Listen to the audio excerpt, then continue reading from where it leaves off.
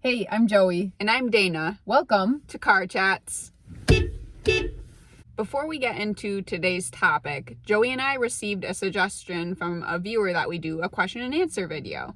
So if you have a question for Joey and I, could be serious, could be lighthearted, could be complex or simple, feel free to comment that question below, or you can email your question to us, and we have our email listed in the description box below this video. We hope to put out a Q&A video with answers to those questions very soon. Okay, on to today's topic. In today's episode, we're going to expand on the wisdom that Dana shared with us about how churches can create a better space for LGBTQ people, both in their congregations and in their conversations. We're going to share our 3 ideas for how churches can improve in this area. Number 1, understand that your church needs to address the LGBTQ conversation. This isn't something that we can be silent about. We're here to remind you that LGBTQ people are in your church. Whether you know it or not, we are here. And that's because we want to be in church. But unfortunately, the church's silence towards the LGBTQ community has pushed many of us out of the church. For those of us who have been able to stay, the church's silence is speaking loudly to us. We hear, this is a topic we don't need to address because LGBTQ people aren't Christians. And LGBTQ people are out there, not here. We hear, this topic is messy and complicated, so we'll avoid talking about it entirely.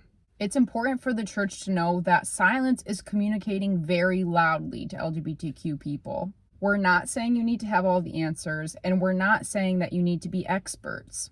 We're asking you to acknowledge that LGBTQ people are real, that they're important, and that they're in your very congregations. Because they are.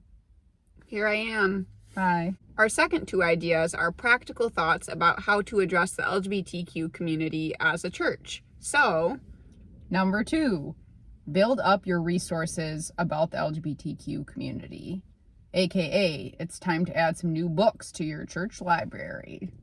We'll elaborate about this further, but I wanted to share a quick example of why it's so important to have a diversity of resources as a church about the LGBTQ conversation.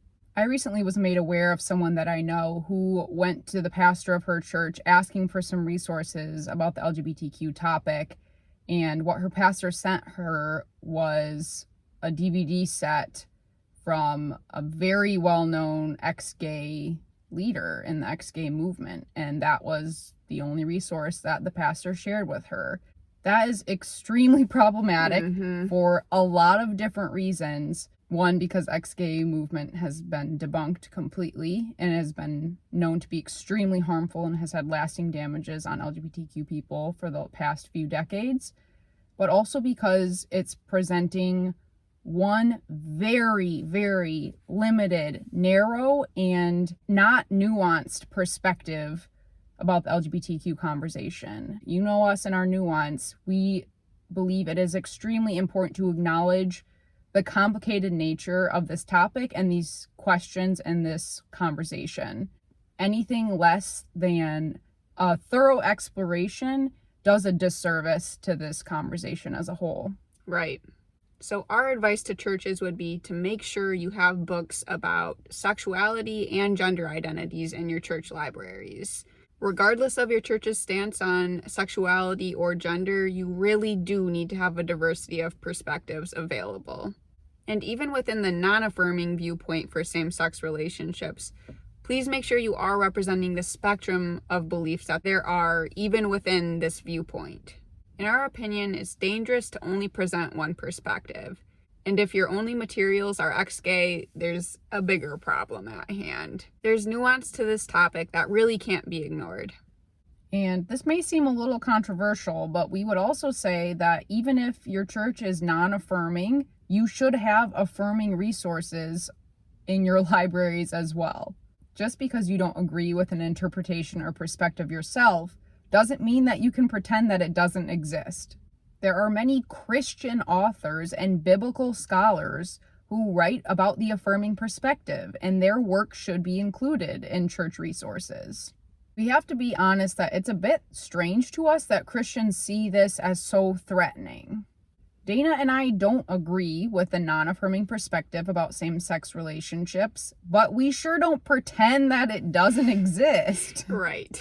And not only were we raised with that perspective, but we continue to learn about it and engage with that perspective because people in our lives that we know and love hold that perspective. Because we love those people and we value them, we continue to learn about the non-affirming perspective so we can better understand those people in our lives. At some point, we as Christians have to learn to trust other people's walk with God and that they also can utilize discernment in their life. Again, your church can have a clear, non-affirming stance about same-sex relationships, and we still believe that you should present both sides in the resources that you make available to your congregation. To us, it feels disingenuous to act as if a different perspective about this doesn't exist in Christian communities. And the question we return to is, what are we so afraid of? The gay agenda! And number 3, start support groups and educational series in your churches. We're not saying you have to create a support group just for LGBTQ people, though that would be great. We're saying get creative. We have a pastor in our family who was part of a church that held the traditional view of marriage, but they still held a support group for LGBTQ youth and their families so that they could share their experiences together and talk about how the church could still be part of their journey and could support them well. Another wonderful family member of ours hosts a support group at her home where LGBTQ people, family members, friends, or allies are welcome to come and just be together to share their stories, to listen to each other's stories, and to offer each other support. Another idea for a support group could be a group for specifically parents of LGBTQ children. Support groups can and should be designed to meet the needs of your congregation, and that's the beauty of them. Having an LGBTQ related support group at your church sends a clear sign to LGBTQ people that their existence is not being ignored in your church. And educational series and discussions are really a must at this point for churches. Basic education about the LGBTQ community in Christian circles is seriously lacking, and that is the source of much of the hurt and confusion that is caused when Christians try to talk about this topic. It would make a world of difference even to get Christians just on the same page when it comes to terminology about the LGBTQ community. And again, churches that are choosing to avoid or ignore this topic are not succeeding. You are making a clear statement by not having this conversation. You are telling us and your congregation that this topic is not important to you, and this topic is myself and Dana. Over the course of our young adulthood until now, our church has been largely silent on this topic, but just a couple weeks ago, actually, our pastor gave as an example the story of a young gay girl coming out to someone in her life, and it made Joey and I so emotional and happy to hear him share this story from the front of church, and it was extremely meaningful to hear a story like ours being told by our pastor. It was just one line in a sermon, but it made a world of difference for us in feeling that our presence and our existence was being acknowledged. So these are our 3 main ideas for churches, and obviously it's just a starting point. We'd love to hear ideas from you if you have them too.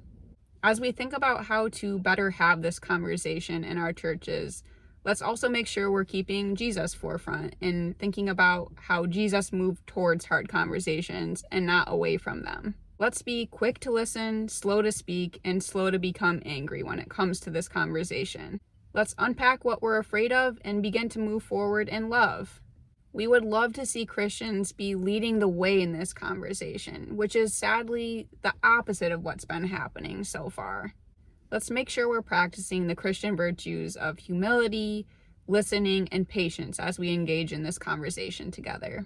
We know that it will be difficult, but hard things are oftentimes the best things.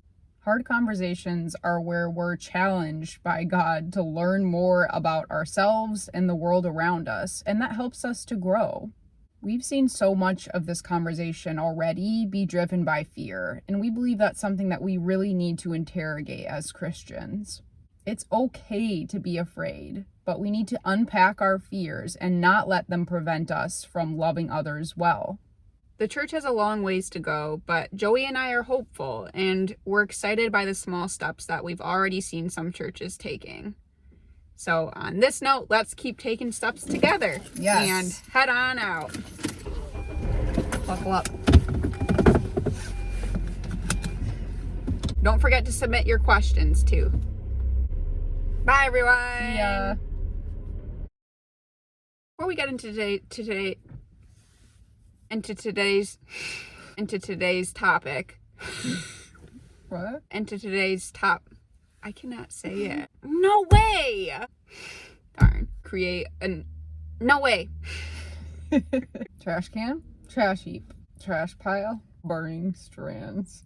We're here to remind you that LGBTQ. No. Is that the dog? Yeah. I was like, who is by our car going, hoo, hoo, hoo. Hello. Hello. Come on. You're fine. You can Okay, do yeah, I know this. I can. You were like, come on. I was like, you can do this. You're like, oh, yes, I can. Hair flip. Do it with me now. No. I was going to, then I was like, I'm not messing this up.